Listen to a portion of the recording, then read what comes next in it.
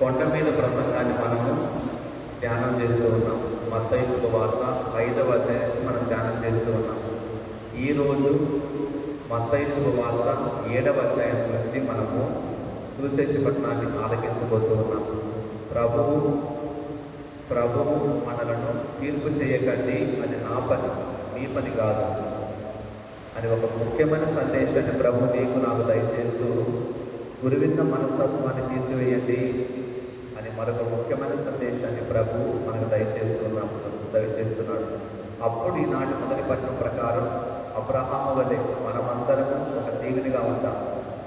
ఈరోజు మొదటి పట్టణంలో ప్రభు అబ్రహాముతో చెబుతూ ఉన్నాడు, నేను నిన్ను దీవిస్తాను, I will bless you and you will be a blessing.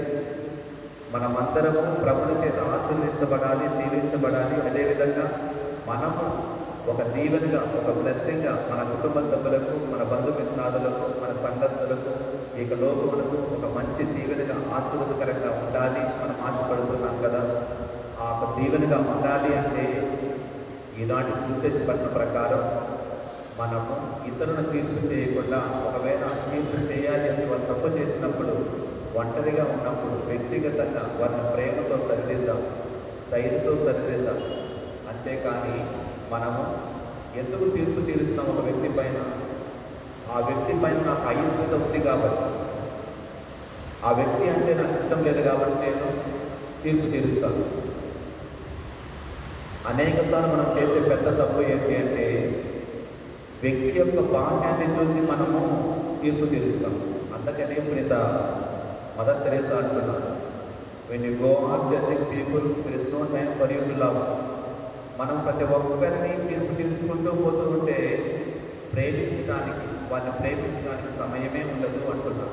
అందుకని మనము తీర్పు తీర్చకూడదు అనే ముఖ్యమైన సందేశాన్ని ప్రభు మనకు దయచేస్తూ, నో థైసెల్ఫ్, మనల్ని మనం తెలుసుకోవాలి. అరిస్టాటిల్ ఫిలాసఫర్ చెప్పాడు, నో థైసెల్ఫ్. సోక్రటీస్ చెప్పారు, నిన్ను నువ్వు తెలుసుకో.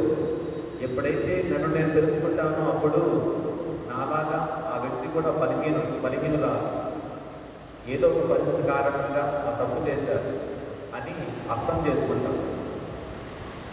ప్రభు ప్రతి ఒక్కరిని అర్థం చేసుకున్నాడు. నిన్ను నన్ను అర్థం చేసి మనం చేసే ప్రతి తప్పును క్షమించాలి. అదేవిధంగా ప్రభు నిజమైన సాక్షులుగా జీవించాలి అంటే, అబ్రహాము వలె ఒక మంచి దీవెనగా నీవు నేను ఉండాలి అంటే మనం చేయాల్సింది ఇతరుల తీర్చకుండా మనల్ని తెలుసుకొని, మనలో ఉన్న తప్పులను సరిదిద్దుకొని ఒక మంచి జీవితం జీవించినప్పుడు మనల్ని చూసి ఇతరులు వారి యొక్క తప్పులను కూడా వాళ్ళు సవరించుకొని మంచి జీవితం జీవిస్తారు. కాబట్టి ఈ పవిత్ర దివ్య బలి పూజలో ప్రభుని యొక్క వాక్కును, ప్రభువును స్వీకరించే ముందు ఏ సందర్భాల్లో అయితే మన యొక్క అజ్ఞానం చేత, బలహీనత చేత మనం తీర్పు చేసి జ్ఞాపకం చేసుకుని ఆ ప్రభువును ఒప్పుకొని పాపక్షమాపణ పొందుదాం.